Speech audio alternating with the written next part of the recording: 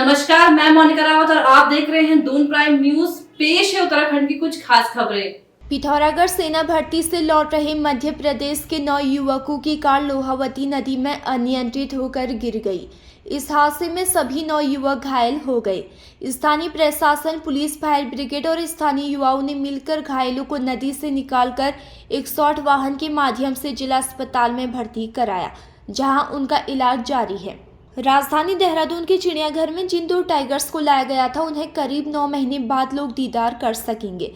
दरअसल काफी लंबे समय से न केवल आम लोगों को बल्कि वन विभाग को भी इन दोनों शिकारियों के लिए केंद्रीय एजेंसी की अनुमति का इंतजार था, जो अब मिल गई है। उत्तराखंड के सभी सरकारी विभागों और निदेशालयों की वेबसाइट अब नए प्रारूप में बनाई जाएगी।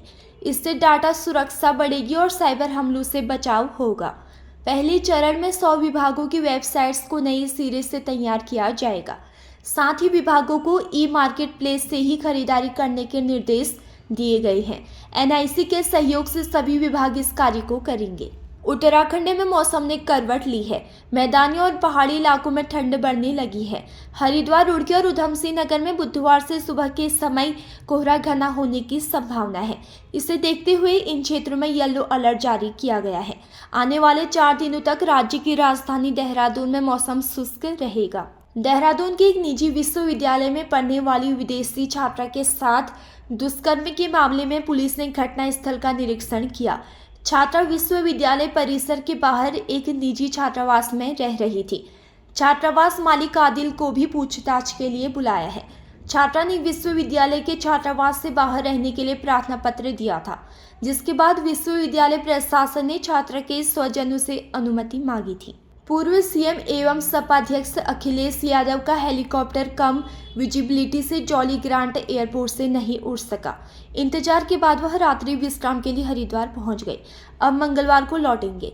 सपा अध्यक्ष से सोमवार को मुजफ्फरनगर के मीरापुर में चुनावी जनसभा में शामिल होना था। गाजियाबाद में कोहरे के कारण उनका हेलीकॉप्टर लैंड नहीं हो पाया था, लिहाजा वह जॉली ग्रांट एयरपोर्ट पहुंचे।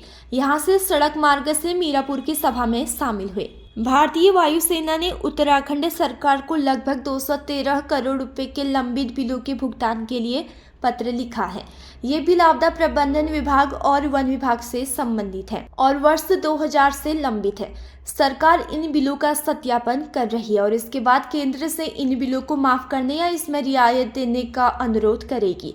वित्त मंत्री प्रेमचंद अग्रवाल ने भी सचिव आपदा प्रबंधन विनोद कुमार सुमन से बिलों के संबंध में जानकारी मांगी है। उत्तराखंड ने केंद्र से जल विद्युत परियोजनाओं के लिए 2 करोड़ रुपए मेगावाट और पीक आवर्स में सस्ती बिजली के लिए बैटरी स्टोरेज सिस्टम के लिए फंड मांगा है।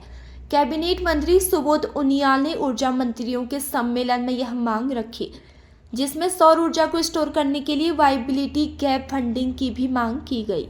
उधमसिंह नगर जिले में अगले साल 31 मार्च तक 1875 लोगों को अपने आवास की सौगात मिलेगी। शहरी विकास मंत्री प्रेमचंद अग्रवाल ने यह जानकारी जिला विकास प्राधिकरण की समीक्षा बैठक के बाद की। इसके अलावा किच्छा में 9.63 करोड़ रुपए में बस अड्डे का निर्माण किया जा रहा है। खटीमा में 8.27 करोड़ रुपए में बस अड्डा लगभग पूरा होने वाला है और काशीपुर में पंत पार्क का निर्माण अंतिम चरण में है। उत्तराखंड को 2025 तक सशक्त बनाने की बैठक में आला अधिकारियों की अनुपस्थिति और गैर जिम्मेदाराना रवैये से मुख्य सचिव राधा रतोड़ी भड़क गई। उन्होंने नाराजगी जताते हुए अनुपस्थित सचिवों को कड़ी फटकार लगाई और भविष्य में ऐसी पुनरावृत्ति पर कड़ी कार्रवाई की चेतावनी दी। बैठक में सशक्त उत्तराखंड 25 के लक्ष्यों को प्राथमिकता से पूरा करने के निर्देश दिए गए। ऐसे ही ताजा खबरों के लिए हमारे चैनल को कीजिए लाइक, शेयर एंड सब्सक्राइब। धन्यवाद।